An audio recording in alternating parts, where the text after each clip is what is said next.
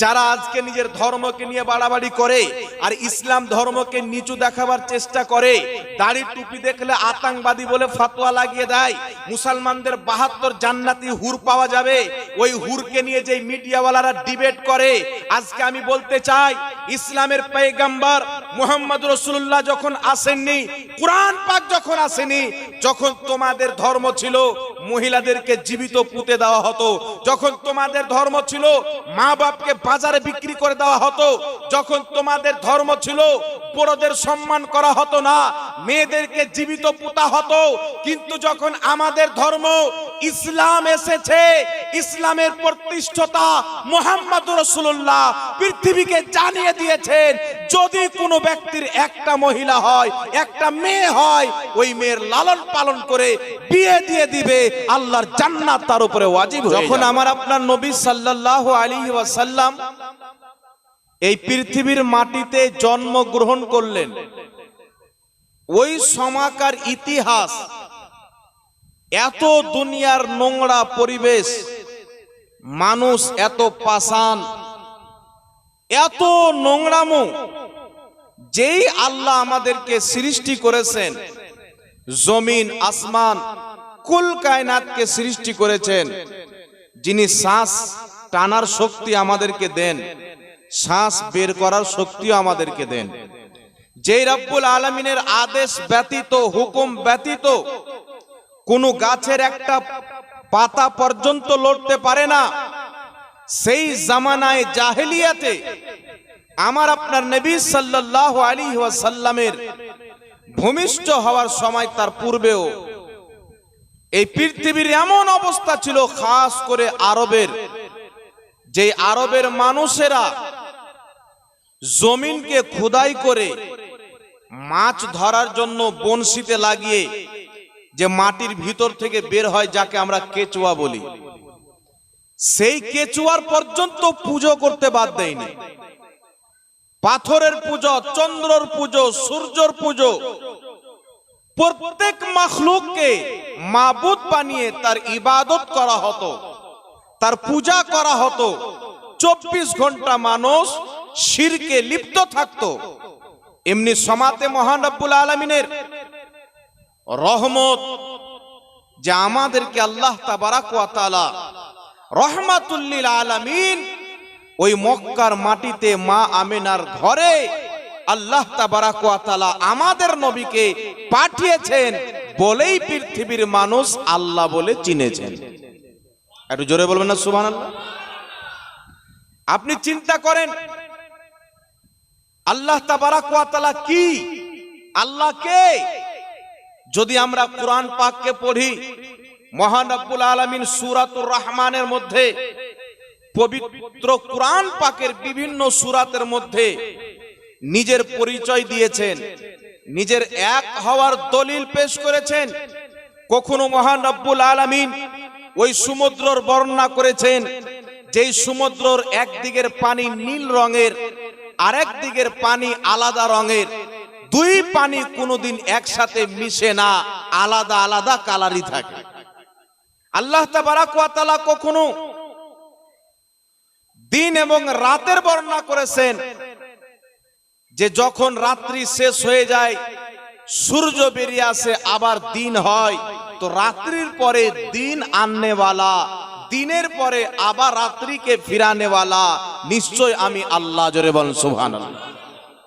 মহান রব্বুল আলামিন নিজের পরিচয় দিয়েছেন। এই পবিত্র কোরআনকে যদি কোনো ব্যক্তি বুঝে পড়ে নাই, তাফসীর সহ পড়ে নাই, আর বর্তমান জামানাতে এই পবিত্র কোরআনের অনেক অনুবাদ বেরিয়েছে, অনেক তাফসীর বেরিয়েছে, একটি কথা মনে রাখতে হবে, যেমন এই কোরআনকে পড়ে মানুষ হেদায়েত পাবে, তেমনি এই কোরআনকে পড়ে মানুষ পথভ্রষ্ট হবে। এই কথাটা আল্লাহর কথা। আল্লাহ কোরআন পাকি বলেছেন। কেন পথভ্রষ্ট হবে? এখন হঠাৎ করে যদি কোনো ব্যক্তি শুনে যে এই কোরআন পড়ে অনেক হেদায়েত পাবে, অনেকে আবার পথভ্রষ্ট হবে, একজন ব্যক্তির মস্তিষ্কের বিগাড় হয়ে যাবে, চিন্তায় পড়ে যাবে। তা কি করে হতে পারে? আল্লাহ তাবারাক ওয়া তাআলার কালাম তো মানুষকে হেদায়েত দিতে আসে, মানুষের অন্ধকার কলবকে পরিষ্কার করে আলো জ্বালিয়ে দিতে আসে। এই কোরআন তো হেদায়েতের জন্য, এই কোরআন তো শেফার জন্য। কিন্তু আল্লাহর কালাম পড়ে পথভ্রষ্ট কি করে হতে পারে, তার নামও না আজকে পৃথিবীর মাটিতে প্রমাণ হচ্ছে। ব্রাদার ইসলাম, আজকে যদি কোরআন পাককে আপনি দোকানে খরিদ করতে যান, বিভিন্ন রকমের অনুবাদ পাওয়া যাবে, বিভিন্ন রকমের তাফসীর পাওয়া যাবে। কিছু অনুবাদকৃত কোরআন যদি আপনি পড়েন, কিছু তাফসীর যদি আপনি পড়েন, আপনার ঈমান ধ্বংস হয়ে যাবে। আর কিছু তাফসীর আছে যেটাকে আপনি যদি পড়েলেন, আপনার ঈমান আল্লাহ তাআলা আরো তাজা করে দিবে। বলেন সুবহানাল্লাহ, সুবহানাল্লাহ, সুবহানাল্লাহ। আমি আপনাদের সম্মুখে মাত্র একটি উদাহরণ দেব। আল্লাহ তাবারাক ওয়া তাআলার কোরআন আজকে যদি আপনি যান তো অনেক রকম অনুবাদ পাবেন। উদাহরণ, আবুল আলা মওদুদী কোরআন পাকের অনুবাদ করেছে, আশরাফ আলী থানভী কোরআন পাকের অনুবাদ করেছে, ইমাম আহলে সুন্নাত আলা হযরত ফাজিলে বেরেলভী রাহমাতুল্লাহ আলাইহি কোরআন পাকের অনুবাদ করেছেন। আরো অনেক কেউ এই কোরআন পাকের অনুবাদ করেছেন। এই রকম তো অনেক উদাহরণ আছে। আমি আপনাদেরকে একটা উদাহরণ দিচ্ছি। আশরাফ আলী থানভী, যিনি দেওবন্দি মতের ফাউন্ডার, আপনার আবুল ওলা মওদুদী জামাতে ইসলামীর ফাউন্ডার, ইনাদের তারজমাকে উঠিয়ে আমি দেখলাম, আমরা একটি সূরা সবাই হয়তো জানি, সূরাতুদ দুহা, ওয়াদ-দুহা ওয়াল-লাইলি ইযা সাজা, মা ওয়াদ্দাআকা রাব্বুকা ওয়া মা ক্বালা। এই সূরার মধ্যে একটি আয়াত রয়েছে, ওয়া ওয়াজাদাকা দাল্লান ফাহাদা। আছে না নাই বাবা? যিনারা কোরআন পড়েন তারা জানেন, এই কোরআন পাকের মধ্যে সূরা ওয়া ওয়াজাদাকা দাল্লান ফাহাদা। আমি যখন থানভীর কোরআন উঠালাম, দেওবন্দি মতের তরজমা করা অনুবাদ করা কোরআন, সেই কোরআন পাকে দেখলাম লেখা আছে ওয়া ওয়াজাদাকা দাল্লান ফাহাদা। মাহবুব, আমি আপনাকে পথ হারা পেলাম, তো আমি আল্লাহ আপনাকে হেদায়েত দান করলাম, পথ প্রদর্শন করলাম। তারপরে আমি আবুল ওলা মওদুদীর কিতাব দেখলাম, কোরআন পাকের অনুবাদ, জামাতে ইসলামীর ফাউন্ডার, তিনি নিজের কিতাবের মধ্যে কোরআন পাকের অনুবাদ করতে গিয়ে ওয়া ওয়াজাদাকা দাল্লান ফাহাদার অনুবাদ করতে গিয়ে বলছেন, হে মাহবুব, আপনাকে পথ হারা অর্থাৎ পথ ভ্রষ্ট পেলাম, গুমরা পেলাম, তো আমি আল্লাহ আপনাকে হেদায়েত দিলাম। বলো নাউজুবিল্লাহ, নাউজুবিল্লাহ। কিন্তু একই কোরআন, একই আয়াত, এই আয়াতের ব্যাখ্যা জানার জন্য শাহীন সাহেব বেরেলভী আলা হযরত ইমাম আহলে সুন্নাত ফাজিলে বেরেলভী রাদিয়াল্লাহু তাআলা আনহু, যিনি সুন্নিদের ইমাম, তিনার তরজমা করা কোরআন যখন পড়লাম, যার নাম হচ্ছে কানজুল ঈমান অর্থাৎ ঈমানের খাজানা, এর অনুবাদ যখন পড়লাম, আলা হযরত অনুবাদ করছেন ওয়া ওয়াজাদাকা দাল্লান ফাহাদা। মাহবুব, আমি তোমাকে স্বীয় মহব্বতে আত্মহারা পেলাম, আমি আল্লাহ নিজের দিকে টেনে নিলাম। বল সুবহানাল্লাহ, সুবহানাল্লাহ। নারে তাকবীর, নারে রিসালাত, মাসলাকে আলা হযরত হযরত আল্লামা মাওলানা মুফতি জাহাঙ্গীর আলম সাহেব। তাই পৃথিবীর মানুষ, আল্লাহর কসম খেয়ে বলি, এই পৃথিবীর মাটিতে যতই কোরআন পাকের তরজমা করা হয়েছে, অনুবাদ করা হয়েছে, আল্লাহ সবাইকে জ্ঞান দান করেছেন। আল্লাহর কসম খেয়ে বলি, পৃথিবীর সমস্ত অনুবাদ একদিকে রেখে ইমাম আহলে সুন্নাত আলা হযরতের অনুবাদকৃত কোরআনের তরজমা, যার নাম কানজুল ঈমান, এই কানজুল ঈমান যেই ব্যক্তি পড়বে, আল্লাহর কসম কোনদিন পথভ্রষ্ট হবে না, আল্লাহ তার ঈমানকে মজবুত করে দেবে। বেশক বেশক, সুবহানাল্লাহ। কারণ ইমাম আহলে সুন্নাত তরজমা করেছেন আল্লাহর শান বাজায় রেখে, নবীর শান বাজায় রেখে, আল্লাহ ওয়ালাদের শানকে বাজায় রেখে। আর তারা তরজমা করেছে, কোন আয়াতে আল্লাহর গুস্তাখি করেছেন, কোন আয়াতে রাসূলের বেয়াদবি করেছেন। কিন্তু আল্লাহর কসম খেয়ে বলি, আলা হযরত আজিমুল বারকাত এমন করে অনুবাদ করেছেন, এই অনুবাদ পৃথিবীর মাটিতে যেই ব্যক্তি পড়বে, আল্লাহ তাকে হেদায়েত দান করবে, তার ঈমানকে মজবুত করবে। বলেন সুবহানাল্লাহ, সুবহানাল্লাহ, সুবহানাল্লাহ। তার কারণে এই কোরআন পড়ে পথভ্রষ্ট কি করে হবে? এই অনুবাদ পড়ার পরে বুঝতে পারলাম, যেই ব্যক্তি বলতে চায় 100 মাতের নবী পথভ্রষ্ট ছিল, আল্লাহ হেদায়েত দান করেছেন, যেই ব্যক্তি কোরআনের তরজমাতে নবীকে পথভ্রষ্ট বলেছেন, আমি বুঝতে পারলাম এই অনুবাদ করে ওই মৌলবি এবং তার মাননেওয়ালা নিজেই পথভ্রষ্ট হয়ে গেছে। তাহলে বুঝা গেল কি গেল না কোরআন পড়ে কেন পথভ্রষ্ট হবে? মানে কোরআনের অনুবাদ করবে তো নিজের আকীদা মোতাবিক। কিন্তু বিরাদরি ইসলাম, ইমাম আহলে সুন্নাতের তরজমা করা কিতাব কানজুল ঈমান আপনি কিনে দেখবেন আর পড়ে দেখবেন, এমন একটি প্রসিদ্ধ তরজমা, এই তরজমা প্রত্যেক বাড়িতে থাকা উচিত। যারা কোরআন পড়তে ইচ্ছুক, কোরআন পড়তে ভালোবাসে, কোরআনকে বুঝতে চায়, আল্লাহর কালামকে বুঝতে চায়, তাদেরকে একমাত্র কোরআন পাক পড়তে হবে। আর তাফসীর যদি পড়তে হয়, তাফসীরে নাইমি পড়তে হবে। বলেন সুবহানাল্লাহ। তাহলে আপনার ঈমান সুরক্ষিত থাকবে, আপনার ঈমান বেঁচে থাকবে। তাই বিরাদরি ইসলাম, এই পৃথিবীর অবস্থা এমন ছিল, মহান রব্বুল আলামিন নিজের দলিল পেশ করেছেন।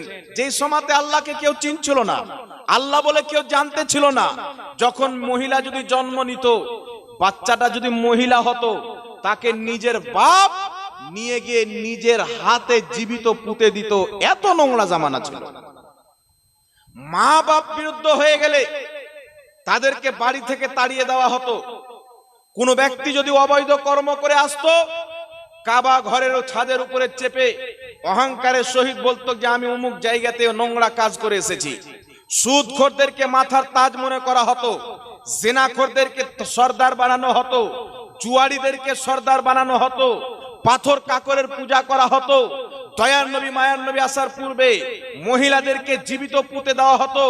এমন কষ্টের জামানায় এই পৃথিবীর মানুষ যখন নির্লজ্জ হয়ে গেছিল, এই পৃথিবীর মানুষ যখন আল্লাহকে ভুলে পাথরকে মাবুদ বানিয়ে নিয়েছিল, কেচুয়াকে মাবুদ বানিয়ে নিয়েছিল, চন্দ্র সূর্যকে মাবুদ বানিয়ে নিয়েছিল, এমনি সমাতে রব্বুল আলামিন চাঁদ দুই টুকরা করনেওয়ালা নিজের হাবিবকে মক্কাতে পাঠালেন, সূর্যকে ফিরানেওয়ালা নিজের হাবিবকে পাঠালেন, পাথরকে কলমা পড়নেওয়ালা মুহাম্মদ রাসূলুল্লাহকে পাঠালেন।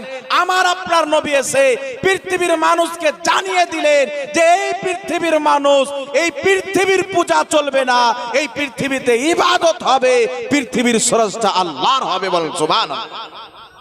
আল্লাহ ছাড়া কারোর ইবাদত করা চলবে? একটু জোরে বলতে হবে। আল্লাহ ছাড়া কাউকে সাজদা চলবে? ইবাদত হবে জমিনে আল্লাহর। মুসলমান কোনদিন মূর্তির সামনে মাথা ঝুঁকাইতে পারে না, মুসলমান কোনদিন চন্দ্র সূর্যের ইবাদত করতে পারে না। তাই বিরাদরি ইসলাম, ওই জামানাতে রাসূল পাক আসলেন। এইবার আপনি চিন্তা করেন, 1450 বছর পূর্বে, কমবেশ 1500 বছর পূর্বে, যখন আমাদের কোরআন আসেননি, আমাদের নবী পাক আসেননি, যারা আজকে নিজের ধর্মকে নিয়ে বাড়াবাড়ি করে আর ইসলাম ধর্মকে নিচু দেখাবার চেষ্টা করে, দাড়ি টুপি দেখলে আতঙ্কবাদী বলে ফতোয়া লাগিয়ে দেয়, মুসলমানদের 72 জান্নাতি হুর পাওয়া যাবে, ওই হুরকে নিয়ে যে মিডিয়াওয়ালারা ডিবেট করে। আজকে আমি বলতে চাই, ইসলামের পয়গম্বর মুহাম্মদ রাসূলুল্লাহ যখন আসেননি, কোরআন পাক যখন আসেনি, যখন তোমাদের ধর্ম ছিল মহিলাদেরকে জীবিত পুঁতে দেওয়া হতো, যখন তোমাদের ধর্ম ছিল মা বাপকে বাজারে বিক্রি করে দেওয়া হতো, যখন তোমাদের ধর্ম ছিল বড়দের সম্মান করা হতো না, মেয়েদেরকে জীবিত পুঁতা হতো। কিন্তু যখন আমাদের ধর্ম ইসলাম এসেছে, ইসলামের প্রতিষ্ঠাতা মুহাম্মদ রাসূলুল্লাহ পৃথিবীকে জানিয়ে দিয়েছেন, যদি কোনো ব্যক্তির একটা মহিলা হয়, একটা মেয়ে হয়, ওই মেয়ের লালন পালন করে বিয়ে দিয়ে দিবে, আল্লাহর জান্নাত তার উপরে ওয়াজিব হয়ে যাবে।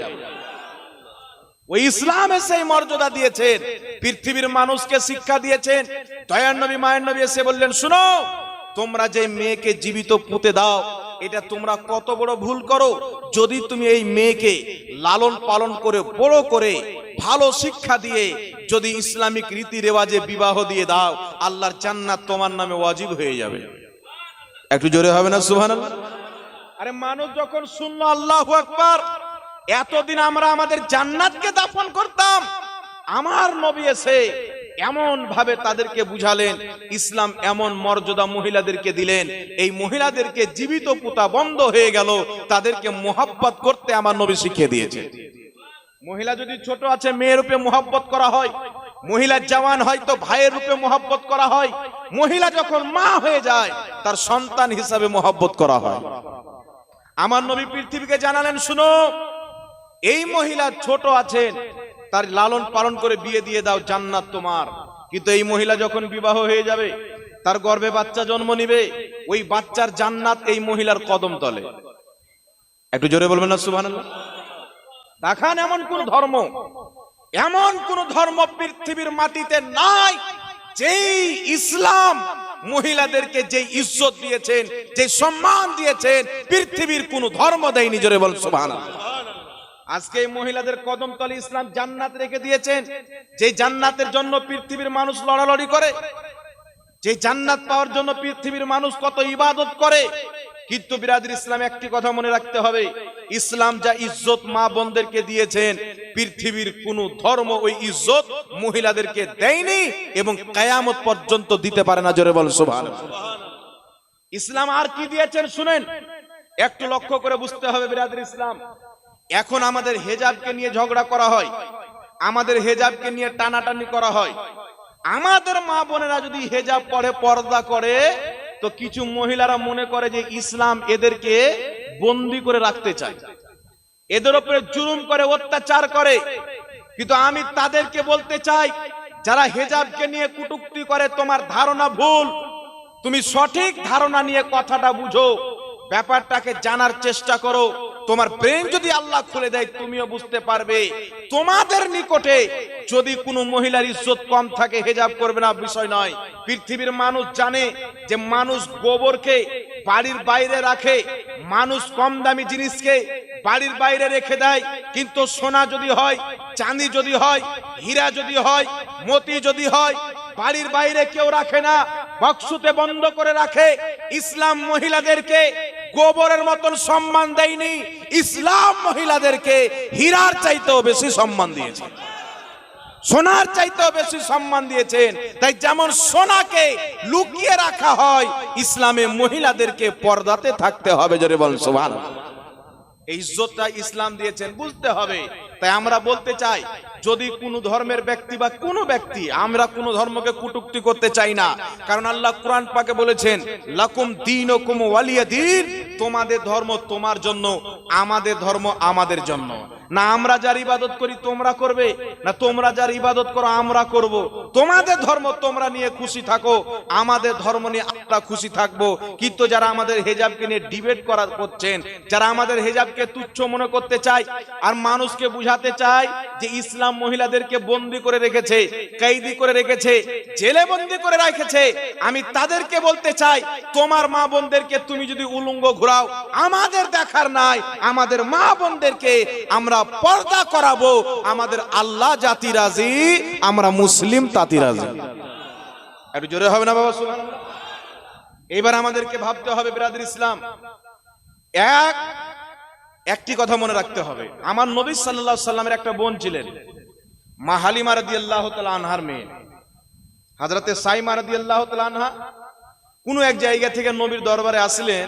তো আমার আপনার নবী সাল্লাল্লাহু আলাইহি সাল্লাম অনেক সামান তিনাকে দিয়ে পাঠালেন। কাকে দিয়ে পাঠালেন? নিজের বোনকে দিয়ে পাঠালেন, মা হালিমার মেয়ে, দুধ বোন। একজন 200 টাকা দান দিয়েছেন, আল্লাহ কবুল করুন। এই হাওয়া অনেক আছে। তো রাসূল করিম সাল্লাল্লাহু আলাইহি ওয়াসাল্লাম তিনাকে কিছু সামান দিয়ে পাঠালেন ওনার বোনকে। কেন দিয়ে পাঠালেন জানেন? যেন কোনো ভাইয়ের বাড়িতে যদি কোনো মহিলা আসে, কোন বোন যদি আসে, এখন এমন সিস্টেম হয় না, অনেক জায়গাতে দেখতে পাওয়া যায় যে ভাইয়ের বাড়ি যদি বোন আসে তো ভাইয়ের গায়ে আগুন ধরে নাই, ভাবির গায়ে আগুন ধরে নাই। কিন্তু একটি কথা মনে রাখবেন, আপনি আপনার বোনকে ডেকে যদি কিছু দেন, আপনার সম্পদ কমবে না, আপনার সম্পদে আল্লাহ আরো বরকত দান করবে। আর ভাই বলে কাকে? ভাই মানিত হচ্ছে বোনকে যে ভালোবাসবে, বোনকে যে দিবে, বলেন সুবহানাল্লাহ, খুশি করে রাখবে। তো এখানে আমি একটা জিনিস বুঝাতে চাই বাবা, যে আমাদের মা বোনেরা কোন সমাজে ছোট বাচ্চা আছে, আমার মেয়ে আপনার মেয়ে আছেন, বড় আমার বোন আছে আপনার বোন আছেন, আমার মা আছে আপনার মা আছে না নাই বাবা? এখানে সবাই বোনওয়ালা আছেন কি নাই? মাওয়ালা আছেন কি না?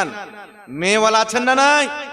খাস করে যারা যুবক ছেলে আছেন, বর্তমান জামানাতে আমাদেরকে একটা জিনিস জানতে হবে, কামাতা দিন ও তুদান, তুমি যেমন করবে তোমার সাথে তেমন করা হবে। এই জিনিসটা আমাদেরকে জানতে হবে যে তুমি যেমন করবে তোমার সাথে তেমন করা হবে। এই জিনিসটা নিজের অন্তরে গেঁথে নিতে হবে, নিজের ব্রেনে গেঁথে নিতে হবে। যদি আমরা ইসলামের কিছু মূল জিনিস নিজের ব্রেনে ধারণ করে রাখতে পারি, তো আমরা প্রত্যেক গুনাহ থেকে ইনশাআল্লাহ বেঁচে যাব। আর জোরে বলতে হবে সুবহানাল্লাহ।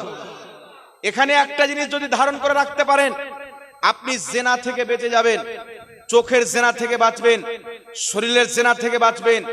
আল্লাহ তাবারাক ওয়া তাআলা আপনার অন্তরেরও হিফাজত করবে, আপনার ব্রেনেরও হিফাজত করবে, আপনার চোখেরও হিফাজত করবে। বলুন সুবহানাল্লাহ। বিষয়টা কি? আপনি যেমন করবেন আপনার সাথে তেমন করা হবে। জৈসি করনি ওয়াইসি ভরনি, তুমি যেমন করবে তোমার সাথে তেমন করা হবে। এখানে একটা কথা আমি বুঝাইতে চাই ব্রাদার ইসলাম, বর্তমান জামানাতে মুসলিম সমাজ হোক বা অন্য কোনো সমাজ হোক, এ সারা পৃথিবীর মানুষ একের পর এক, দিনের পর দিন জেনার দিকে আগিয়ে যাচ্ছে, শরাবের দিকে আগিয়ে যাচ্ছে, জুয়ার দিকে আগিয়ে যাচ্ছে। খাস করে আমাদের যুবক ব্যক্তি, আপনাকে জানতে হবে জেনা করলে তার ফল শুধু কিয়ামতের ময়দানে না, কবরে গিয়ে শুধু তার আযাব না, এই দুনিয়াতে আল্লাহ কি আযাব দেয় আপনি শুনেন, আপনি চমকে যাবেন। একজন যুবক ব্যক্তি যখন একটা মহিলার দিকে খারাপ দৃষ্টিতে তাকায়, ফোনে তার সাথে ভালোবাসার নাম দিয়ে কথা বলে, তাকে পার্কে ঘুরতে নিয়ে যায়, আল্লাহর কসম খেয়ে বলি, কামাতা দিন ও তুদান, তুমি যেমন করবে তোমার সাথে তেমন করা হবে। জেনা হচ্ছে একটি কার্স। যদি কোনো ব্যক্তি কোনো মহিলার দিকে খারাপ দৃষ্টিতে তাকায়, তার বাড়িতে বোন আছে না নাই? এই জোরে বলেন। তাহলে তার বোনকে কেউ তাকাবে কি তাকাবে না? আপনি যদি কবরে মাকে খারাপ নজরে তাকান, আপনার আমার মা আছে না নাই? একটু জোরে বলতে হবে, আছে না নাই? আমরা কি চাই না যে আমাদের মেয়ে জেনা থেকে হিফাজতে থাকুক? চান কি চান না? আমাদের মা আমাদের বোন জেনা থেকে হিফাজতে থাকুক, আমরা চাই কি চাই না? তাহলে চাইলে বাবা একটি কাজ করতে হবে।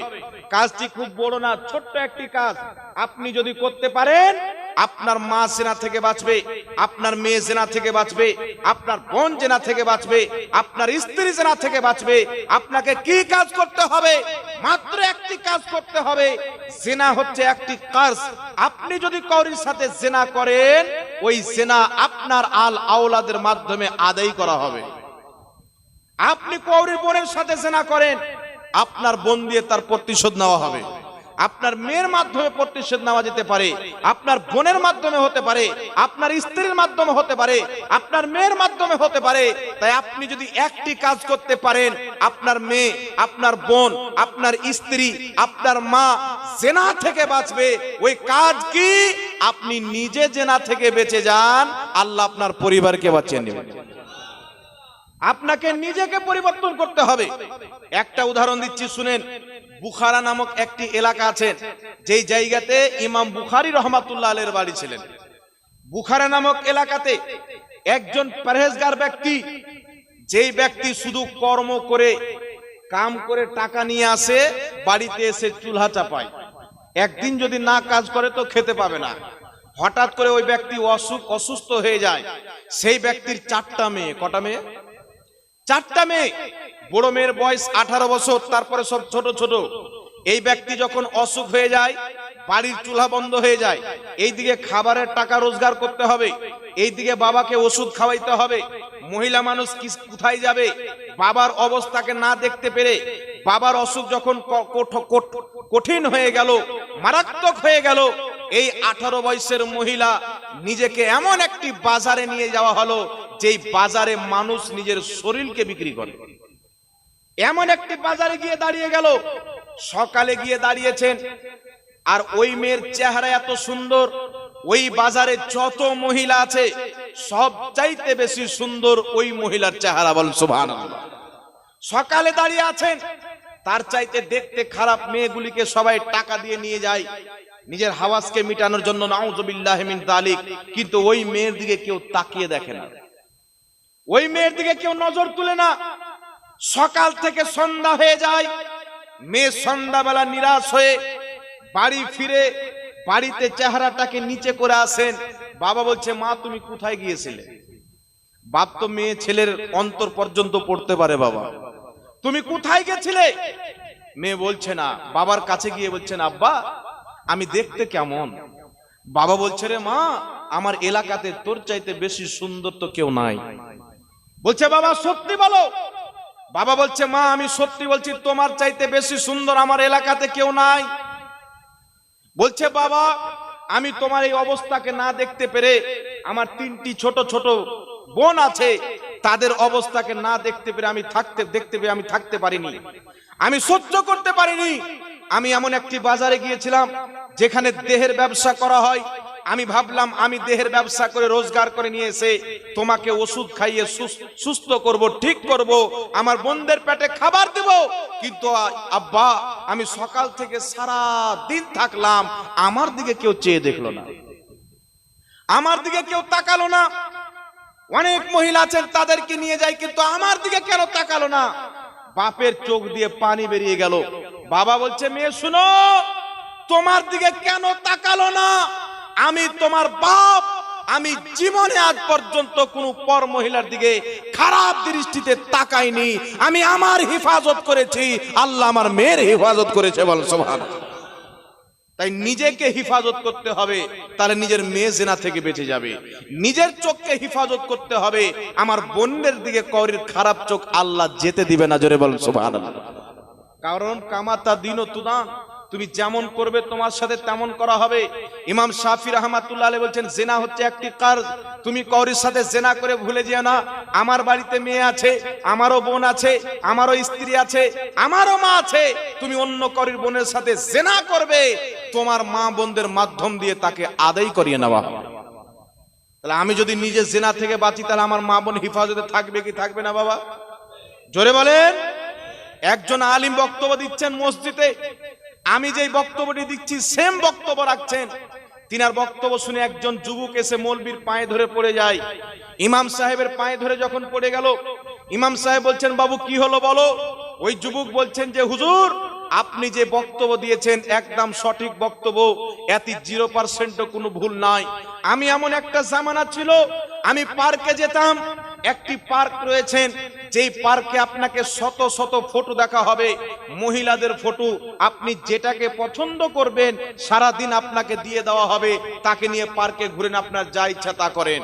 হুজুর আমি যেই যেতাম, ডেলি যেতে যেতে একদিন আমি যখন ফটো যাচাই করতে লাগলাম, বাছতে লাগলাম, দেখতে লাগলাম, ওই ফটোর মধ্যে আমি আমার নিজের বোনের ফটো দেখতে পেলাম। আমার নিজের বোনের ফটো আল্লাহ আপনাকে দুনিয়াতে দেখিয়ে দিবে। তাই পৃথিবীর মুসলমান, আপনি নিজের চোখের হেফাজত করেন, আপনার মা বোনের প্রতি করির খারাপ চোখ পড়বে না। বলেন সুবহানাল্লাহ। আপনি নিজের নফসের হেফাজত করেন, আপনার ফ্যামিলির হেফাজত আল্লাহ করে নিবে। তাই আমাদেরকে যদি নোংরা কাজ থেকে, জেনা থেকে বাঁচতে হয়, আগে নিজেকে বাঁচাতে হবে। বলেন সুবহানাল্লাহ। তাহলে বাঁচতে হবে কি হবে না বাবা? জেনা কাকে কাকে, কোন জিনিসকে বলে, এটা আমাদেরকে জানতে হবে। একটু লক্ষ্য করে শুনবেন। এখন মনে খালারা ভাই আর মামারা ভাই বেশি হয়েছে। কোন মহিলা কথা বলবে, মা বলছে, এ বেটি কার সাথে কথা বলছো? বলছে আমার খালারা ভাই। এ বেটি কার সাথে কথা বলছো? যে আমার মামারা ভাই। এবার মা বলছে খালারা ভাইয়ের সাথে কথা বলছে, বোন বেটি, বোন বেটা। আর মামারা ভাই মানে ভাইয়ের বেটা, ভাইপো। আপনারা কি বলেন, ভাতিজা বলেন না ভাইপো বলেন? ভাইপো, ভাইপো মানে ভাতিজা। এই করে মা কিন্তু কিছু বলে না। একদিন বাবা বাড়িতে এসেছেন, দেখছেন মেয়ে কার সাথে কথা বলছে। বাবা তো মেয়েকে ডাইরেক্ট বলতে পারবে না, স্ত্রীকে বলছে, কার সাথে কথা বলছে রে সকিনা? তো বলছে ওর মামারা ভাই, খালারা ভাইয়ের সাথে বলছে। এক সপ্তাহ হয়নি বেটির বিয়ের ডেট ফিক্স হয়েছে, আর বিয়ের 3 দিন আগে মেয়ে পালিয়ে গিয়ে বাপের ইজ্জতে ট্রাক্টর চালিয়ে দিয়েছে। এরকম হয় কি হয় না বাবা? কিন্তু মামারা ভাইটা কে? আপনার বাবার পেট থেকে হয়েছে। গায়ের মাহরুম কাকে বলে? আপনার ভাই, আপনার ছেলে, আপনার স্বামী, আপনার পিতা, এগুলো আপনার জন্য মাহরম। খালারা ভাই, মামারা ভাই, রাস্তার লোক যেমন আপনার জন্য তাকে দেখে পর্দা ফরজ, তেমন খালারা মামারা ভাইকে দেখেও আপনার জন্য পর্দা ফরজ। একজন মহিলা, একজন যুবক যদি ফোনের মাধ্যমে কোনো ভালোই কথা বলে, সেই ভালো কথাও একজন যুবক, একজন যুবতীর জন্য বলা হারাম। সেটাও বলতে পারবে না আমি শিক্ষা নেওয়ার জন্য ফোনে কথা বলছি, সেটাও বলা আপনার জায়েজ হবে না। কারণ শিক্ষা নেওয়ার অনেক মাধ্যম হতে পারে, আছে কি না? যেই জিনিসটা আপনার দিকে, আপনাকে খারাপ কাজের দিকে আকর্ষণ করবে, সেই দিকে কদম বাড়ানো আপনার জন্য জায়েজ হবে? কোনোই মতে জায়েজ হতে পারে না। মামারা ভাই হোক আর খালারা ভাই হোক, তাই নিজের মেয়েকে, নিজের বাড়ির ফ্যামিলিকে সাবধানে রাখতে হবে। আমাদের দেশে কি হয়, মেয়ের বয়স কত হলো কি হলো দেখার কিছু না, এই তো মোবাইল বেরিয়েছে। আর মমতা খালা তো আরো সুযোগ করিয়ে দিয়েছে, পড়ছে আর না পড় মোবাইল আগে বাড়ি বাড়ি মোবাইল পৌঁছে দিচ্ছে। এরকম আছে না নাই বাবা? কিন্তু এটা দুঃখের বিষয়। আমরাকে এইগুলো জিনিস থেকে বেঁচে থাকতে হবে, আমাদেরকে মানতে হবে, আমাদের নবীর আদর্শ মানতে হবে। জোরে বলুন সুবহানাল্লাহ। আর একটু জোরে হবে না সুবহানাল্লাহ? আল্লাহু আকবার কবিরা। জিনাকারীর কি সাজা হয় শুনেন। যদি কোনো ব্যক্তি জিনা করে, ওই ব্যক্তি অল্প বয়সে মারা যায়, ওই ব্যক্তির শরীর দুর্বল হয়ে যায়, ওই ব্যক্তির দৃষ্টির পাওয়ার ঘটে যায়, ওই ব্যক্তি অল্প বয়সে মারা যায়, তার চেহারা থেকে নূর হারিয়ে যায়। ওই ব্যক্তি যখন জমিনে চলে, এই জমিন তার জন্য বাদদুয়া করে বলে, আল্লাহ তুমি এমন নাপাক ব্যক্তিকে আমার উপরে কেন চলতে দিচ্ছ? তুমি আমাকে শক্তি দাও, অর্ডার দাও, আমি এক্ষুনি তাকে আমার ভিতরে নিয়ে চুরমাচার করে দেব, এক্ষুনি চুরমাচার করে দেব। এই দুনিয়াতে জিনাকারী যে কত নোংরা ব্যক্তি, আল্লাহর নজর, আল্লাহর সামনে, ইসলামের দৃষ্টিতে কত নোংরা, আমরা যদি বুঝতে পারতাম, হয়তো আমাদের কোনো ভাই এই দিকে কদম বাড়াতো না। একটা খিনজির চাইতে ওই ব্যক্তি খারাপ, যেই ব্যক্তি জিনার দিকে যায়। তাই আল্লাহ তাবারাক ওয়া তাআলা আমাদের সকলের হিফাজত করুক। সকলে বলুন আল্লাহুম্মা আমিন। আমাদের ব্যাপারটা কিছু আলাদা হয়ে যাচ্ছে বাবা। আমাদের এখন বর্তমান জামানাতে ডিজিটাল জুয়া বেরিয়েছে। ডিজিটাল জুয়া মানে জানেন, মোবাইলের মাধ্যমে, পাত্তার মাধ্যমে ছড়িয়ে যাচ্ছে। আরে আমি তো এমন নমাজি দেখেছি, ফজরের নামাজ পড়ে এসে জুয়ার ভাট্টিতে। এমনও কিছু নমাজি দেখেছি বড় বড় দাড়ি আর জুয়াতে বসে আছে, পাত্তা গুনছে। এইলে এক পাত্তা দুই পাত্তা, কি খেলা ওইগুলো আমরা তো আর জানি না। নামাজ পড়ে এসে জুয়াতে বসে আছে। আল্লাহ কুরআন পাকে কি বলেছেন জানেন? নিশ্চয়ই নামাজ বেহায়াই এবং বুরাই থেকে মানুষের হিফাজত করে। ইন্নাস সালাতা তানহা আনিল ফাহশাই ওয়াল মুনকার, নাকি হযরত আয়াত। নিশ্চয়ই নামাজ বেহায়াই, নোংরা কর্ম থেকে, খারাপ কাজ থেকে মানুষের হিফাজত করে। এ নামাজ পড়ছে আবার জুয়া খেলছে। এ নামাজ পড়ছে, যেই চায়ের দোকানে টিভি লটকা আছে, ওই চায়ের দোকানে গিয়ে চা খাচ্ছে। মানে বুঝতে হবে আর নামাজের মধ্যে কিছু ত্রুটি আছে, ঠিক না বেঠিক বাবা? কারণ আল্লাহর কথা তো কোনোদিন ভুল হবে না, কুরআন কোনোদিন মিথ্যা হবে না। আল্লাহ বলছেন যালিকাল কিতাবুল লা রাইবা ফি, পবিত্র কোরআন এমন একটি কিতাব যার মধ্যে কোনো রকমের কোনো সন্দেহ নাই, সন্দেহর অবকাশ নাই। এই কোরআনে আল্লাহ বলছেন নিশ্চয়ই নামাজ বেহায়াই থেকে, নোংরামো থেকে, বুরাই থেকে আপনার হিফাজত করবে। কার? যে ব্যক্তি নামাজ পড়বে তার। নামাজ পড়ছে জুয়া খেলছে, নামাজ পড়ছে চায়ের দোকানে ফিল্ম দেখছে, নামাজ পড়ছে মানুষকে গালি দিচ্ছে, নামাজ পড়ছে মা বাপকে দানা দেয় না, মানে বুঝতে হবে আপনার নামাজের মধ্যে কোনো ত্রুটি আছে, আপনার ইমানের মধ্যে কোনো ত্রুটি আছে, আপনার চাল চলনের মধ্যে কোনো ত্রুটি আছে। নিজেকে পরিবর্তন করতে হবে। যেই চায়ের দোকানে টিভি চলে, এখন তো ব্রাদার ইসলাম আপনি যদি খবর দেখেন তো শরীয়তে খবর দেখাটাও জায়েজ নাই। মানে এমন এমন মহিলা খবর বলছে যে ওই মহিলার না মাথায় কাপড় আছে না সিনাতে কোনো দুপাট্টা আছে। তাহলে আমাদের জন্য ওগুলো দেখা জায়েজ হবে বাবা? একটু জোরে বলেন, জায়েজ হবে? কোনোই মতে জায়েজ হবে না। তাই নিজের ছেলেকে, নিজের মেয়েকে আমাদেরকে শিক্ষা দিতে হবে বাচপান থেকে, কি আহলে সুন্নাত ওয়াল জামাতের হক্কানি আলিম ওলামাদের বক্তব্য শুনাইতে হবে, কোরআন পাকের তেলাওয়াত শুনাইতে হবে, ঘুমানোর দোয়া শিখাইতে হবে, সাফারের দোয়া শিখাইতে হবে, খাবারের দোয়া শিখাইতে হবে, চলাফেরার দোয়া শিখাইতে হবে, যেই আদর্শ আমাদের শরীয়ত আমাদেরকে দিতে বলছে, সেই আদর্শ আমাদের ছেলে মেয়েকে আমাদেরকে দিতে হবে। এটা আমাদের কর্তব্য আছে না নাই বাবা? একটু জোরে বলেন, আছে না নাই? আপনি আপনার ছেলেকে কোরআন হাদিসের শিক্ষা দিলেন না, ইসলামের তর তরিকা শিখালেন না, কিয়ামতের ময়দানে আল্লাহ আপনাকে ছাড়বে না, আপনাকে ছাড়বে না। আপনার জন্য জরুরি যে আপনি আপনার ছেলেকে আপনার মেয়েকে নবীর আদর্শ শিখাবেন। এটা আপনার উপর আল্লাহ জরুরি করেছেন। তাই বিরাদর ইসলাম, আমাদেরকে জুয়া থেকে বাঁচতে হবে কি হবে না একটু জোরে বলেন। এখন মোবাইলের মাধ্যমে অ্যাড দেয়, লুডু খেলার জুয়া আছে, ক্রিকেট খেলার জুয়া আছে, আপনার কত রকমের জুয়া এই মোবাইলের মধ্যে আছে না নাই?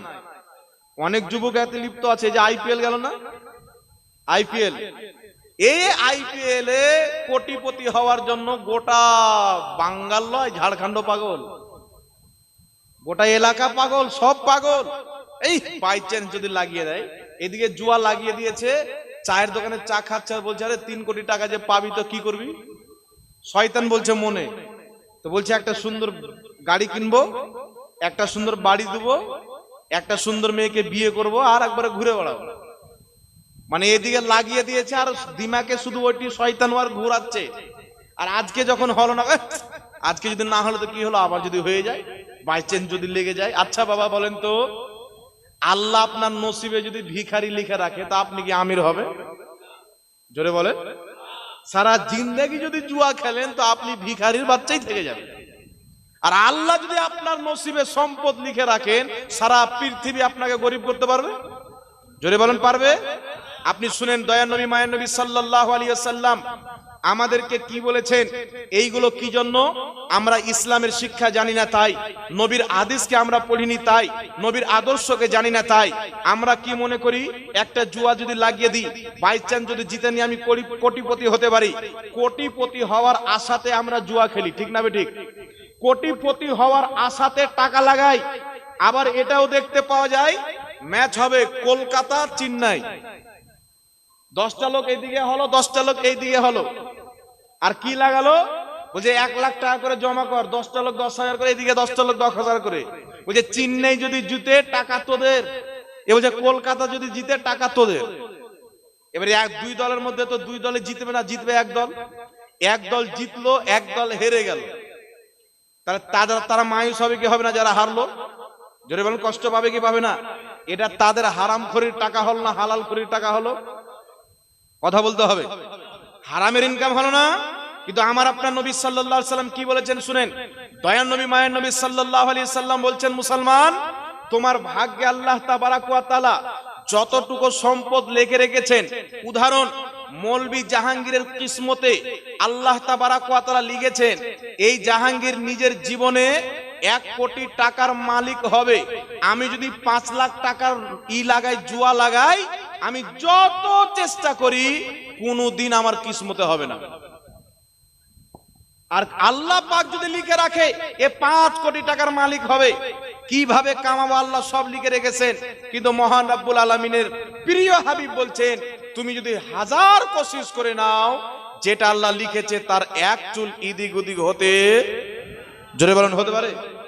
নবী পাকের হাদিস বুঝতে হবে, একটু লক্ষ্য করে শুনেন। আল্লাহ পাক আপনার কিসমতে লিখেছেন কোটিপতি।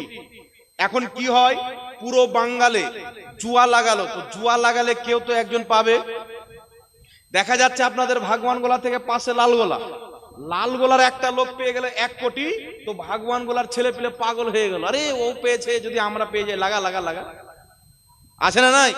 কিন্তু শুনেন, আপনি যদি জুয়াতে লাগিয়ে কোটি টাকা পেয়ে যান, আমার নবী কি বলেছেন শুনেন, আল্লাহ তাবারাক ওয়া তাআলা আপনার কিসমতে ওই কোটি টাকা লিখে রেখেছিল। যদি আপনি হালাল তরিকার মাধ্যমে যেতেন, তাহলে ওই টাকাটা পেতে 10 দিন লেট হতো। হারাম তরিকাতে গেলেন, একটু তাড়াতাড়ি পেয়ে গেলেন, কিন্তু আপনি অত টাকারই মালিক হতেন। আপনি জুয়ার দিকে গেলেন, তা ইনকামটা হারাম হয়ে গেল। আর যখন হারামের কামাই পেলেন, আপনি হারাম খেলেন, রক্ত হারাম হলো। ছেলেকে হারাম খাওয়াচ্ছেন, তার রক্ত হারাম হচ্ছে। মেয়েকে হারাম খাওয়াচ্ছেন, তার রক্ত হারাম হচ্ছে। তো ছেলে পিলেকে যখন জুয়ার টাকা খাওয়াবেন, জমি মারার টাকা খাওয়াবেন, সুদের টাকা খাওয়াবেন, টাকা মেরে খাওয়াবেন, ওই ছেলে যখন বিবাহ করবে আপনাকে ভাত দেবে না লাত? জোরে বলেন, ভাত দেবে না লাত দেবে? ছেলের আদর্শ খারাপ হবে, ছেলের চরিত্র খারাপ হবে, আর এই খারাপ হওয়ার দায় ছেলে না আপনি। কিয়ামতের ময়দানে ওই ছেলেকে আল্লাহ বলবে, এই বলো তুমি হারাম কেন খেয়েছিলে? ছেলে বলবে, আল্লাহ আমরা তো ছোট ছিলাম, আমার বাপ হারাম কামিয়ে আমাদেরকে খাইয়েছেন। ওই ছেলের গুনাহ ও বাপের ঘাড়ে চাপবে না চাপবে না? একটু জোরে বলেন, চাপবে না চাপবে না? তাহলে হাদিসটা বুঝতে পেরেছেন বাবা? আমার কিসমতে যদি কোটি টাকা থাকে, হারাম দিক দিয়ে যায়, মনে হবে যদি আমি জুয়া না খেলতাম তো মনে হয় কোটি টাকা পেতাম না। কিন্তু আপনি কোটি টাকা পেতেন, হালাল তরিকাতে গেলে 10 দিন টাইম লাগতো, হারাম তরিকাতে গেলেন তাড়াতাড়ি পেয়ে গেলেন। তাহলে আমার 10 দিন লেট হোক নাকি বলেন? এই যে জুয়া টুয়া এগুলো সব ফালতু জিনিস, কেউ না জুয়া আপনাকে বড় লোক বানাতে পারে না। আরে আমাদের এলাকাতে কিছু লোক আছে জুয়া খেলে, তো কি জানেন, ওই যে যটা লোক জুয়া খেলে ওরা সবাই বলে যে আমরা হারি। তাহলে জিতেটাকে? জি, যত লোক জুয়া খেলে আপনি জিজ্ঞাসা করবেন সবাই হারে, তাহলে জিতবে কে বাবা? সবাই হারে, জিতে কে? মানে জুয়া খেললে আল্লাহর বরকত উঠে যায়। আমরা 4 জন যদি জুয়া খেলি কিনা 4 জনই হারবো, তাহলে জিতছে কে? বরকত যখন থাকবে না, না কোটি টাকা থাকলেও নাই। কথা বুঝে আসছে বাবা? তাই আমাদেরকে কোন তরিকা অবলম্বন করতে হবে? একটু জোরে বলেন, কোন তরিকা অবলম্বন করতে হবে? হালাল তরিকাতে যেতে হবে। ব্যবসা কিভাবে করবেন আমার নবী শিখিয়ে দিয়েছেন। তেজারত কিভাবে করবেন আমার নবী শিখিয়ে দিয়েছেন। তার কারণে বিরাদর ইসলাম আমাদেরকে ব্যবসা করতে হবে, তেজারত করতে হবে। বিভিন্ন লাইন পৃথিবীতে হালাল তরিকা রয়েছেন, এই তরিকার মাধ্যমে ইনকাম করতে হবে, যেন কিয়ামতের ময়দানে আমাকে আপনাকে জাহান্নামে না যেতে হয়। আপনি হালাল তরিকাতে ইনকাম করেন, ইনকাম করাটাও আপনার জন্য সওয়াব হয়ে যাবে, বলেন সুবহানাল্লাহ। সেটাও আপনার জন্য ইবাদত হবে, নেকি হবে। আল্লাহ তাবারাক ওয়া তাআলা আপনাকে নেকি দান করবে। কিন্তু মুসলমানদের কোনোই মতে হারাম তরিকাতে যাওয়া যাবে কি যাবে না? একটু জোরে বলেন, যাবে কি যাবে না? আর একটা কথা শুনেলেন, এখানে একটি কথা আর মনে রাখতে হবে বাবা, জুয়া থেকে বাঁচতে হবে, জিনা থেকে বাঁচতে হবে, শরাব থেকে বাঁচতে হবে। কি থেকে বাঁচতে হবে? শরাব মানে আপনারা কি বলেন? মদ। আপনারা মদ বলেন কি বলেন না? আচ্ছা বলেন তো, মদকে কে হারাম করেছেন? অনেকে মনে হয় জানেন না। মদ খাওয়া কে হারাম করেছেন? মৌলবি না আল্লাহ? আল্লাহ হারাম করেছেন না? আমরা আল্লাহকে মানি না, কাকে মানি? আল্লাহকে মানি না। এখন প্রবলেম কি হয়েছে জানেন? আমাদের ছেলে পিলেগুলো সিনেমা দেখে, ক্রিকেট দেখে। যদি ক্রিকেটের প্লেয়ার আপনার মদ পান করে, তাহলে আমাদের ছেলের ইচ্ছা করবে যে আমিও মদ পান করব। হিরো হিরোইন যদি মদ পান করে, আমিও মদ পান করব। কিন্তু পৃথিবীতে এমন কোন হিরো আছে যে আমার নবীর কাছে যেতে পারবে? জি, যেতে পারবে? আল্লাহ তাবারাক ওয়া তাআলা সবচাইতে সুন্দর চেহারা কি সালমান খান, কি শাহরুখ খান, এমন সুন্দর চেহারা আল্লাহ তাবারাক ওয়া তাআলা হযরতে ইউসুফ আলাইহিস সালামকে দিয়েছিলেন। মিশরের মহিলারা হাতে আপেল কাটছেন, সামনে ইউসুফ আলাইহিস সালাম যাচ্ছেন, তিনার চেহারাকে দেখে আপেল কাটতে কাটতে আঙ্গুল কেটেছে, আঙ্গুল 2 টুকরা হয়ে জমিনে পড়ে গেছে, কিন্তু তারা বুঝতে পারেনি আমাদের আঙ্গুল কবে কেটে গেছে। এত সুন্দর চেহারা ইউসুফ নবীকে আল্লাহ দান করেছেন। আর আমার আপনার নবীকে কত সুন্দর চেহারা দান করেছেন। ইমামে আহলে সুন্নাত আলা হযরত ফাজিলে বেরেলভী রাদিয়াল্লাহু তাআলা আনহু আল্লাহর শুকরিয়া আদায় করেন। তিনি আমরা সুন্নিদের ইমাম। আলা হযরত বলছেন, হুসনে ইউসুফ पे कटी मिस्र में उंगलियां सर कटाते हैं तेरे नाम पे मर्दाने अरब। আলা হযরত বলছেন, ইউসুফ আলাইহিস সালামের সৌন্দর্যকে দেখে মিশরের মহিলারা আঙ্গুল কেটেছিল। আমার নবীর সৌন্দর্যকে দেখে মক্কা মদিনার যুবকেরা জিদ্দর ময়দানে নিজের গর্দান কাটিয়ে দিয়েছে, বলেন সুবহানাল্লাহ। আছে এমন কোন হিরো যার চেহারাকে দেখে গর্দান কাটিয়ে দিতে প্রস্তুত হবে যুবক? আছে এমন কোন ব্যক্তি? পৃথিবীর মাটিতে নাই। তাই সবচাইতে শ্রেষ্ঠ সুন্দর যদি দেখতে চান, আমার নবীকে দেখতে হবে। সুন্দর বাবা দেখলে নবীকে দেখতে হবে, যিনি নিজের মেয়েকে এত সুন্দর আদর্শ দিয়েছেন। আদর্শর কারণে আল্লাহ পাক তিনাকে জান্নাতি রমণীদের সরদারনি বানিয়ে দিয়েছেন। যদি সুন্দর স্বামী দেখতে চান, নবীকে দেখতে হবে। সুন্দর বাবা দেখতে চান, নবীকে দেখতে হবে। সুন্দর ভাই দেখতে চান, নবীকে দেখতে হবে। সুন্দর ছেলে দেখতে চান, সন্তান, নবীকে দেখতে হবে। সুন্দর বিজনেসম্যান দেখলে নবীকে দেখতে হবে। সুন্দর আদর্শমান দেখলে নবীকে দেখতে হবে। আরে যা কিছু ভালো কোয়ালিটি দেখবেন মুহাম্মদ রাসূলুল্লাহতে দেখতে পাবেন, বলেন সুবহানাল্লাহ। তাই মুসলমান যদি আজকে হিরোকে অনুসরণ না করে, ক্রিকেটারকে অনুসরণ না করে, এই যুবক তুমি যদি মুহাম্মদ রাসূলুল্লাহকে অনুসরণ করে নাও, এই নবীকে অনুসরণ করে বাগদাদের আব্দুল কাদের গৌসে আজম হয়ে গেছেন, খাজা মঈনুদ্দিন চিশতি গরিব নওয়াজ হয়েছেন। এই নবীকে অনুসরণ যারা করেছেন, কেউ আবু বকর সিদ্দিক হয়েছেন, কেউ উমরে ফারুক হয়েছেন, কেউ জান্নাতের সরদার হয়েছেন, কেউ জান্নাতবাসী হয়েছে, বলেন সুবহানাল্লাহ। তাই নবীকে যদি অনুসরণ করি ঠিকানা জান্নাত হয়ে যাবে, আল্লাহ খুশি হয়ে যাবে, নবী খুশি হয়ে যাবে, ঠিকানা জান্নাত হয়ে যাবে। আর দুনিয়ার কোন হিরো হিরোইন যারা পেশাব করে কুলুপ ধরে না, পানি লাই না, প্যান্টে পেশাব লাগা থাকে না পাক, যার বাপ না পাক, যার মা না পাক, যে সব সময় দারুতে ডুবে থাকে, জিনাতে ডুবে থাকে, এদের চেহারা দেখলে মানুষের উজু ভেঙে যাবে। মুহাম্মাদের চেহারা দেখলে জাহান্নাম হারাম হয়ে যাবে। একটু জোরে হবে না শুনুন? তাহলে এই নবীর মতন কেউ হতে পারে বাবা? একটু জোরে বলেন, হতে পারে? তাহলে যুবককে কি করতে হবে? বিরাট কোহলির মতন দাড়ি না রাখে মুহাম্মদ রাসূলুল্লাহর মতন দাড়ি রাখতে হবে। যুবককে কি করতে হবে? তার মতন পোশাক না পরে মুহাম্মদ রাসূলুল্লাহর মতন পোশাক রাখতে হবে। আর যেই ব্যক্তি নিজেকে মুস্তাফাবি রঙে রঙিয়ে নিয়েছেন, আল্লাহ পাক দুনিয়াকে তার পিছনে করে দিয়েছেন। আব্দুল কাদের জিলানির পিছনে দুনিয়া আছে না নাই? গরিব নওয়াজ মঈনুদ্দিন চিশতির পিছনে দুনিয়া আছে না নাই? আব্দুল কাদের জিলানির পিছনে দুনিয়া আছে না নাই? ইমামে আজম আবু হানিফার পিছনে দুনিয়া আছে না নাই? আরে মোহাব্বত যদি করতে হয় আল্লাহ আল্লাহ রসুলকে মোহাব্বত কর। এখন যুবক যুবতী কি দেখতে পাওয়া যায়? স্কুলে গিয়ে লাভ লেটার দিয়ে প্রেম হয়ে গেল বাবা, আর বাপ মা বিয়ে দিতে রাজি না, স্কুলের মাঠে গাছ আছে, গাছে ফাঁসে ডেঙে মরে গেল। এরকম ঘটনা আপনাদের দিকে কোনদিন ঘটেছে? কোনদিন শুনেছেন? না শুনে থাকলে মোবাইলে দেখেছেন কি দেখেননি বাবা? সবাই আশা করি দেখেছেন। কিন্তু একটু মাত্র আল্লাহকে ভালোবেসে দেখেন তো, রসুলকে ভালোবেসে দেখেন তো, আপনার জীবনটা কত ধন্য হবে যদি আপনি আল্লাহকে এতটুকু ভালোবাসেন। যতটুকু একটা কলেজের মেয়েকে প্রেম করে ফেলেন, যতটুকু দৌলতকে প্রেম করে ফেলেন, যতটুকু নিজের গাড়িকে ভালোবাসেন, আপনার গাড়ির মধ্যে কোনো খরচ যদি লেগে যায়, দাগ যদি লেগে যায়, সঙ্গে সঙ্গে তাকে পরিষ্কার করে দেন, নোংরা লেগে গেলে ধুয়ে ফেলে দেন। একবার আল্লাহকে একটু মোহাব্বত করে দেখেন, আপনার দুনিয়াও কামিয়াব, আখিরাতও কামিয়াব হয়ে যাবে, বলেন সুবহানাল্লাহ। একজন যুবক ব্যক্তি হাজারো পাপের বোঝা নিজের মাথাতে চাপিয়ে সেজদাতে পড়ে যখন আল্লাহর কাছে মাত্র এক ফোঁটা চোখের পানি ফেলে দেয়, আল্লাহ সকল ফেরেশতাকে ডাকে, সমস্ত ফেরেশতাকে বলে আল্লাহ তাকাও, এই আমার যুবক বান্দাকে দেখো।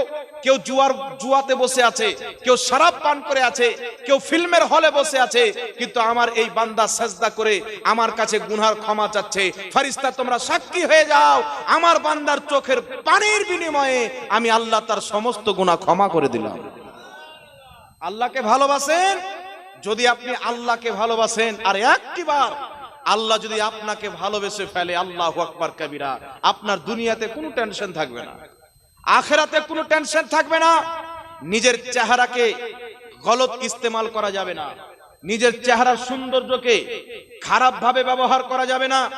কারণ আপনাকে যে সুন্দর চেহারা আল্লাহ দিয়েছেন, এই সুন্দর চেহারা কবরে পোকামাকড় চিবিয়ে খাবে। আপনি যে দেহ সুন্দর বানিয়ে রেখেছেন, সুন্দর পোশাক পরেন, কোন মহিলা যখন সুন্দর পোশাক পরে, যে আমার কলেজের ছাত্ররা আমার দিকে তাকাবে, গ্রামের ছেলেরা আমার দিকে তাকাবে, ওই মহিলা যখন মারা যাবে তার সুন্দর পোশাক পরার দেহ ওই কবরের পোকামাকড় চিবিয়ে খাবে। রাস্তার কুকুর যখন মারা যায়, সেই কুকুরের দেহেতে 2 দিন 3 দিন পর যেমন পোকা লেগে যায়, আপনার দেহে পোকা লেগে যাবে, আপনি দেখবেন কিছু করতে পারবেন না। আপনার সুন্দর চোখ পোকা চিবিয়ে খাবে, আপনি দেখবেন কিছু করতে পারবেন না। আপনার চেহারা গালের মাংসগুলি সাদা সাদা খিদিবিদি হয়ে পোকা চিবিয়ে চিবিয়ে খাবে, আপনি তাকাবেন, কষ্ট পাবেন, কিছুই করতে পারবেন না। কিন্তু আল্লাহর কসম খেয়ে বলি, আপনি যদি একটি মহব্বত আল্লাহকে করতে পারেন, একটু ভালো রাসূলকে বাসতে পারেন, আল্লাহর কসম খেয়ে বলি, জমি মেলা नहीं होती, zaman মেলা नहीं होता, मोहम्मद के गुलामों का कफन মেলা नहीं होता। আপনার কাফন পর্যন্ত সালামত থাকবে। একজন বিখ্যাত সাহাবী হযরতে জহির বিন কায়েস রাদিয়াল্লাহু তাআলা আনহু, একটি দেশে, যেই দেশে তিনার মাজার আছেন, সেখানে একটি হামলা হলো, বম ব্লাস্ট হয়ে তিনার মাজারের উপরের খোপড়ি উড়ে গেল। হযরতে জহির বিন কায়েস রাদিয়াল্লাহু তাআলা আনহুর লাশ 1450 বছর পর তার কবর থেকে বেরিয়ে আসলো। ওই সারা দেশের মানুষ দেখেছেন, এখন পর্যন্ত সোশ্যাল মিডিয়ার মধ্যে রয়েছেন, যেমন 1450 বছর পূর্বে দাফন করা হয়েছিল, এখন পর্যন্ত সাহাবী রাসূলের লাশ 1450 বছর পর তেমনই ছিল, কাফন পর্যন্ত ময়লা হয়নি। জোরে বল সুবহানাল্লাহ। যদি তুমি দুনিয়াকে মহব্বত করে থাকো, ভালোবাসাটা দুনিয়ার কাউকে দিয়ে থাকো, তাহলে দুনিয়াতেই থেকে যাবে। কবরে পোকামাকড় দেহকে আপনার চিবিয়ে চিবিয়ে খাবে, যেমন মরা কুকুরকে খাওয়া হয়, মরা গরুকে খাওয়া হয়, মরা ছাগলকে খাওয়া হয়, মরা পশু পাখিকে খাওয়া হয়। আর যদি তুমি মহব্বত রাসূলুল্লাহকে করতে পারো, আল্লাহকে মহব্বত করতে পারো, আল্লাহর কসম খেয়ে বলি, তুমি মরে যাবে। কিয়ামতের দিন যদি তোমার কবর খুলে দেখা হয়, তোমার দেহ সুন্দর, কাফনও সুন্দর দেখতে পাওয়া যাবে। তাই যেখানে মহব্বতটা ফিট করার, সেখানে ফিট করেন না। কই আপনি তো কোনোদিন হাত কেটে লিখলেন না, আল্লাহ আমি তোমাকে ভালোবাসি। হাত কেটে লিখে জায়েজ নাই।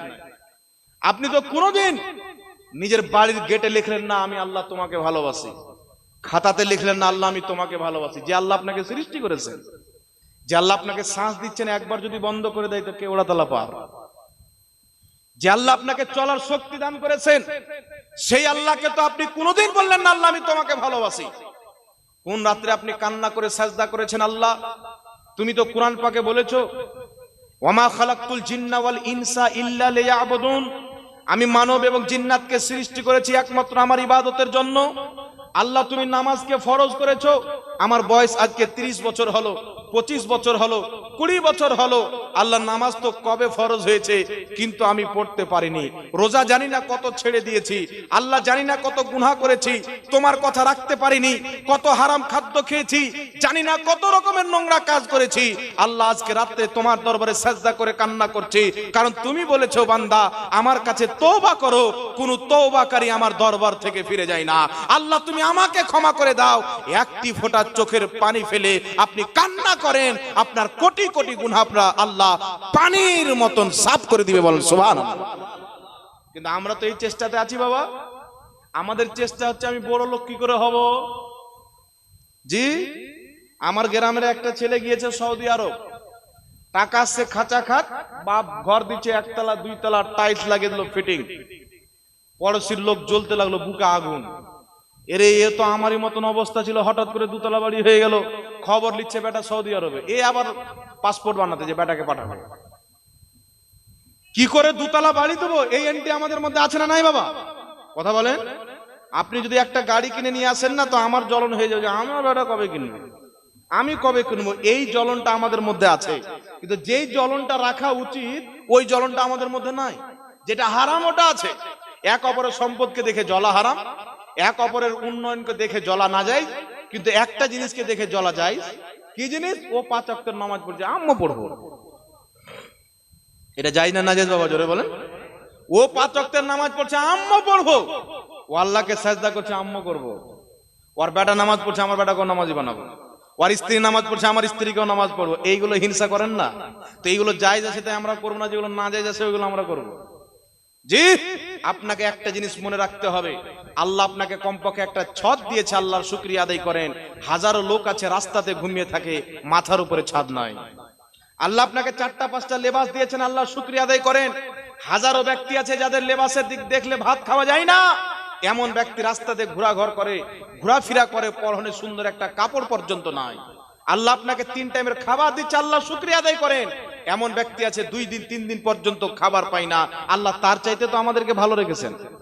কথা বলেন, তার চাইতে ভালো রেখেছেন না রাখেননি?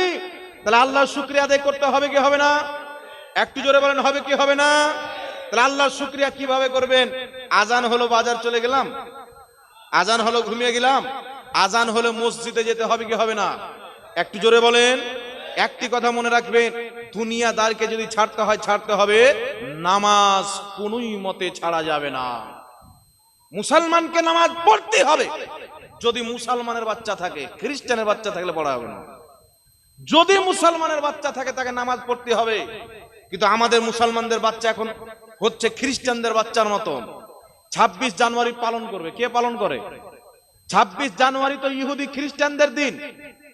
26 জানুয়ারি, প্রথম জানুয়ারি নতুন সাল, এটা ইহুদি খ্রিস্টানদের সাল। ইসলামিক সালের প্রথম তারিখ কোনটি না আমাদের ছেলে পেলে জানে না, তাদের বাপরা জানে। ইসলামিক সাল কবে প্রথম পড়ে এই খবর কোনো ব্যক্তিকে নাই। 26 জানুয়ারি চলে আসলো, ইহুদি খ্রিস্টানদের মতন মুসলমানের ছেলেরাও জানুয়ার হয়ে গেল। বড় বড় ডিজি নিয়ে রান্ডিকে নাচিয়ে, বেশ্যাকে নাচিয়ে, গান বাজনা বাজিয়ে জমিনকে কাঁপালো। তুমি যেই জমিনকে কাঁপাচ্ছ, আল্লাহর কসম খেয়ে বলি, তুমি এটা মনে করিও না আল্লাহ তোমাকে ছেড়ে দিবে। এই জমিনের নিচে যখন তোমাকে রাখা হবে, আজ নয় হয় কাল, এই জমিন তোমাকে কিভাবে নাচাবে তুমি তখন বুঝতে পারবে। তখন তুমি চিন্তা করবে, তখন তুমি মাথা ঠুকবে, কিন্তু কোনো সুযোগ পাওয়া যাবে না। আজকে নিজের মধ্যে পরিবর্তন আনতে হবে বাবা। আপনার দুইখানা হাত নাই, নামাজ পড়তে হবে। দুটি পাও নাই, নামাজ পড়তে হবে। এক টাইম খাবার খাননি, নামাজ পড়তে হবে। কোনো ব্যক্তি যদি একদিন কাজ না করে, আল্লাহ তাকে রুজি দিয়ে দিবে। কিন্তু কোনো ব্যক্তি যদি এক ওয়াক্তের নামাজ না পড়ে আর বলে আল্লাহ আমাকে ক্ষমা করে দিবে, আর ভুল। নামাজ কোনোদিন কওরির জন্য ক্ষমা নাই। আমার নবীর জন্য নামাজ ক্ষমা হয়নি, তা আমরা ফের কি? কথা বুঝে আসছে বাবা? আমার নবীর কি নামাজ মাপ ছিল? সাহাবার নামাজ মাপ ছিল? আউলিয়া ইকরামের নামাজ মাপ ছিল? পীর মাশাইখদের জন্য নামাজ মাপ? নামাজ কাউরির জন্য মাপ নাই। এ যে মুসলমান, আপনি যদি মুসলমান হন, আপনি কিছু করেন আর না করেন, নামাজ আপনাকে পড়তেই হবে। আপনি যদি নামাজ না পড়েন, একটি কথা মনে রাখবেন, দুনিয়ার সবচাইতে নিকৃষ্ট পাপ হলো নামাজকে ছেড়ে দেওয়া। এটা আমরা অভ্যেস করে নিয়েছি, নিজের কালচার বানিয়ে নিয়েছি। তাই নিজের মধ্যে পরিবর্তন আনতে হবে বাবা। নিজেকে মুসলমান প্রমাণ করতে হবে। আর ওই যে ইহুদি খ্রিস্টানদের মতন প্রথম সালার 26 জানুয়ারি, এটা মুসলমানের বাচ্চা পালন করতে পারে না। এগুলা কার? ইহুদি খ্রিস্টানদের। কার? ইহুদি খ্রিস্টানদের। আপনি যদি পালন করতে চান, জুমার নামাজ পড়ে জুমার দিন পালন করেন, ঈদের নামাজ পড়ে ঈদের দিন পালন করেন। আপনাকে আল্লাহ এত দিন দিয়েছেন, সেগুলো পালন করেন। সাবে কাদার রাত্রি জেগে পালন করেন, লাইলাতুল বারাত রাত্রি জেগে পালন করেন। এত সুন্দর সুন্দর রাত্রি আল্লাহ দিয়েছেন। আল্লাহ প্রত্যেক রাত্রি আমাদের জন্য পালন করার দিয়েছেন। আপনি প্রত্যেক রাত্রি তাহাজ্জুদের নামাজ পড়েন, তাহাজ্জুদের নামাজ পড়ে রাত্রি পালন করেন, আপনার দুনিয়া উজ্জ্বল হবে, আখিরাত উজ্জ্বল হবে। আর এটাও আমি গ্যারান্টি দিতে পারি, কোন একজন বান্দা কন্টিনিউ 1 মাস ফজরের নামাজ পড়েন, এখন আপনার চেহারা যেমন আছে, কন্টিনিউ 1 মাস নামাজ পড়ার পরে আয়নার সামনে গিয়ে নিজের চেহারাটা দেখিয়েন, আপনি নিজেই বুঝতে পারবেন যে আমার চেহারার মধ্যে কত পরিবর্তন এসেছে। আল্লাহ নূর দান করবে। তাই আমরা ইনশাআল্লাহ নামাজ পড়বো তো বাবা? একটু জোরে বলতে হবে, পড়বো তো? যারা এতদিন পড়েননি আল্লাহর কাছে তওবা করবেন তো? এই জোরে বলেন, তওবা করবেন তো? শয়তানকে ভাগান। শয়তান আপনার বুকে চেপে আছে। হাত তুলিস না, বলিস না, মৌলবীদের কাজই বলার নাকি বলেন? শয়তানকে লাত মেরে ভাগাতে হবে। ছোট থেকে জওয়ান পর্যন্ত, জওয়ান থেকে বুড়া পর্যন্ত নামাজ সবাইকে পড়তে হবে। যদি কোনো ছোট বাচ্চা গিয়ে মসজিদে একটু দৌড়াদৌড়ি করে, তাকে রাখতে হবে না, তাকে ভাগিয়ে দিতে হবে না, সহ্য করতে হবে। এইভাবেই তাদের অভ্যেস হবে। ঠিক না ঠিক বাবা? এইভাবেই তাদের অভ্যেস হবে। তাই ইনশাআল্লাহ নামাজ পড়বো তো? হাত তুলে বলেন, পড়বো তো? কি হলো ভাই? ইনশাআল্লাহ রাখেন। আল্লাহকে সাক্ষী করে বললেন বাবা, ইনশাআল্লাহ নামাজ পড়েন, নিজের চেহারাতে দাড়ি রাখেন। আপনি যখন দাড়ি রাখবেন, আমার দিকে একটু লক্ষ্য করেন। আপনি যখন দাড়ি রাখবেন, এই আমার দিকে লক্ষ্য করেন। আপনি যখন দাড়ি রাখবেন, তো আপনাকে মনে হবে যে 10টা লোক মনে হয় আমাকে খারাপ ভাবে তাকাচ্ছে, এটা আপনার মনে হবে। কিন্তু আপনি যদি এটা মনে করলেন যে আমার নবীর দাড়ি ছিল, আমি আমার নবীর সুন্নাত আদায় করার জন্য দাড়ি রেখেছি, আল্লাহ রসুলকে খুশি করার জন্য দাড়ি রেখেছি। তখন দুনিয়া যদি খারাপ বলে আমার দেখার নাই, আমার আল্লাহ আমার নবী আমাকে ভালো বললি যথেষ্ট। বলেন সুবহানাল্লাহ। আর একটু জোরে হবে না সুবহানাল্লাহ? তা চেহারাতে দাড়ি সাজাইতে হবে, মাথায় টুপি সাজাইতে হবে, নামাজ পড়তে হবে। খুব খুশি হয় বেরাদরি ইসলাম যখন কোন শহরে দেখতে পাওয়া যায়। আপনাকে নাম বলে দিচ্ছি, আমরা কানপুরে পড়াশোনা করতাম। কানপুর সেন্ট্রাল বলে একটি স্টেশন আছে, সেখানে নামবেন। সেন্ট্রাল মানে ওখান থেকে সব জায়গার গাড়ি পাওয়া যাবে। ওখান থেকে নেমে মাত্র ওই জামানায় 10 টাকা ভাড়া দিয়ে আমরা পড়াশোনা করতে যেতাম। মাদ্রাসা আহসানুল মাদারিস কাদিম, নেই সড়ক বলে জায়গাটার নাম। তো ভ্যানওয়ালাকে দেখতাম মাথায় টুপি, টোটোওয়ালাকে দেখতাম মাথায় টুপি। তখন তো টোটো ছিল না, ভ্যান ছিল, রিক্সা ছিল। যাকে দেখেন মাথায় টুপি, স্কুলে চাকরি করতে যাচ্ছে তো মাথায় টুপি পড়ে আছে সবাই।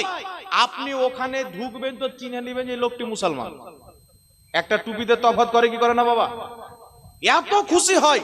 আপনি উত্তরপ্রদেশে রামপুর চলে যাবেন, ট্রেনে যখন আপনারা সফর করে যাবেন, রামপুর স্টেশন আসবে, তখন বাইরে জানলার দিকে তাকাবেন, মহিলারা হেজাব পরে, পুরুষরা মাথায় টুপি দিয়ে চলে। কত সুন্দর লাগে দেখতে, অন্তরটা ঠান্ডা হয়ে যায় এখানে আমার মুসলমান ভাই আছে। জি, কেন? এই টুপি পরা হচ্ছে ইসলামিক লেবাস, নবীজি সাল্লাল্লাহু আলাইহি সাল্লামের সুন্নাত, সাহাবায়ে কেরামের সুন্নাত, আউলিয়ায়ে কেরামের সুন্নাত। তাই একজন মুসলমানের কর্তব্য চেহারাতে দাড়ি রাখবে, মাথাতে টুপি, জোরে বলেন না, মাথাতে টুপি পড়বে। পড়বে তো? আপনি রাস্তায় মোটরসাইকেল চালাচ্ছেন, মাথায় টুপি পড়েন, 10টা লোকের মধ্যে না হলে একটা লোক আপনাকে সালাম দিবে, না লোকটা নামাজি আছে। আর নামাজ তো পড়তে হবে বাবা। আল্লাহ সকলকে হেদায়েত দান করুক। সকলে পড়েন আল্লাহুম্মা আমিন।